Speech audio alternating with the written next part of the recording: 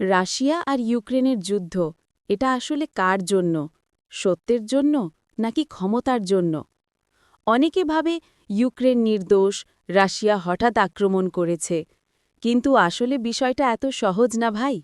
এই যুদ্ধ শুরু হয়েছিল ন্যাটো নামের এক জোটকে কেন্দ্র করে, যেখানে আমেরিকা ও ইউরোপ চেয়েছিল ইউক্রেনকে নিজেদের দলে টানতে।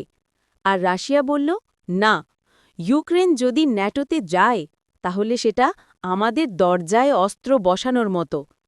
এভাবেই শুরু হল এক ভয়াবহ আগুন। ক্রিমিয়া, ডোনেস্ক, লুহান্স্ক, একটার পর একটা শহর রক্তে রঙিন হল।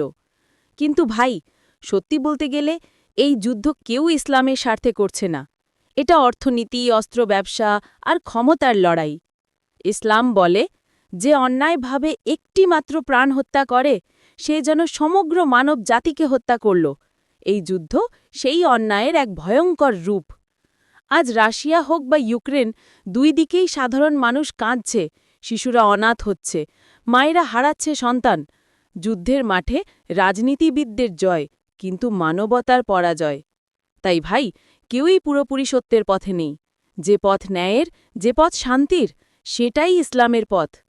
তুমি যদি বিশ্বাস করো মানবতার জয় হওয়া উচিত, তাহলে এখনই এই ভিডিওটা লাইক দাও, কমেন্টে লেখো আমি শান্তির পক্ষে, আর শেয়ার করে দাও যেন সবাই সত্যটা জানতে পারে, কারণ সত্য চাপা থাকলে মিথ্যাই রাজত্ব করে।